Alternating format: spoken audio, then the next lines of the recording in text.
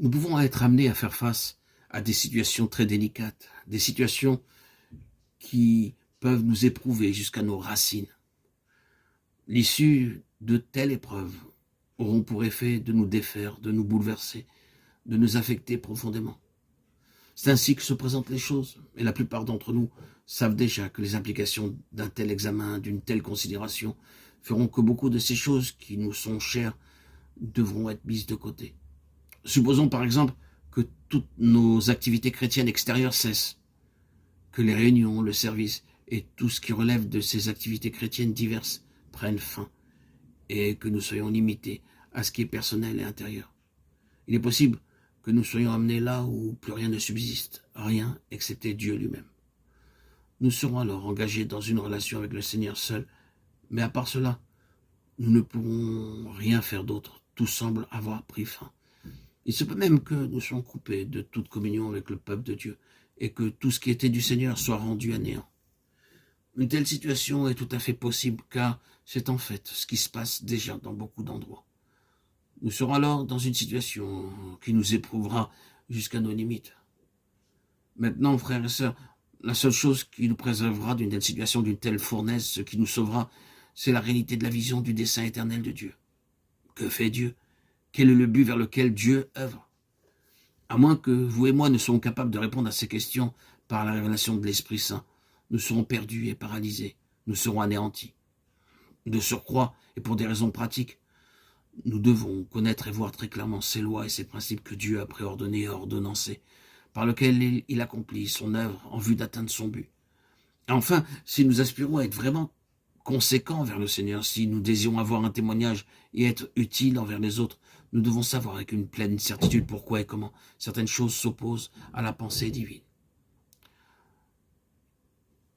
Ces choses constituent ensemble ce qui est appelé dans les Écritures la vision.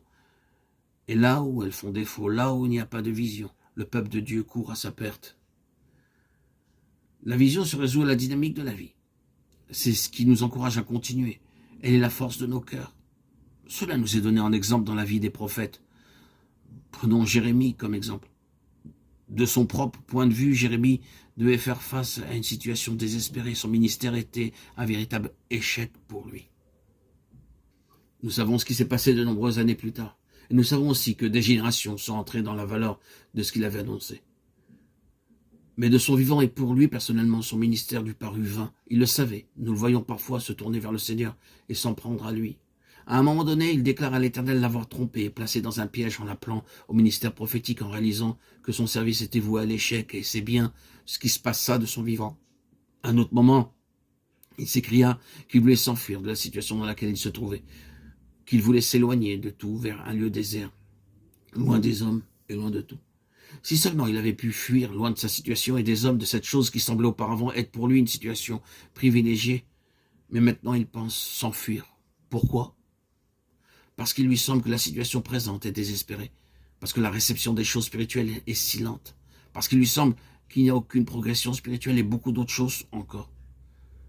Néanmoins, à travers toutes ces vicissitudes, tous ces changements, toutes ces différentes humeurs, Jérémie est un homme ayant un feu dévorant dans ses os. Et bien qu'il était déterminé à ne plus continuer, il ne pouvait s'empêcher d'accomplir sa mission. Ce feu dévorant dans ses os est une autre expression de la vision que Dieu lui avait donnée. Et à travers tous ces aléas, cette vision maintint Jérémie. Elle le préservait dans la prison, dans la fosse, dans les persécutions et dans tous ces moments de désespoir. Et bien qu'aujourd'hui il se trouve dans de profondes ténèbres et désemparé dans son esprit, il ne pourra pas y demeurer. C'était une expérience qu'il devait vivre. Mais il en sortit et le feu brûlait toujours. La vision demeura jusqu'à la fin. Chers amis, c'est ainsi que nous sommes affectés par le dessein de Dieu.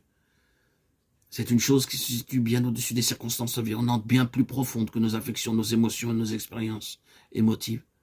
C'est quelque chose qui doit surpasser notre disposition naturelle. Une chose bien plus considérable que celle auquel notre âme est sujette. Elle doit avoir la puissance de nous sortir de nos fosses et de nos prisons spirituelles et nous stimuler à aller sans cesse de l'avant.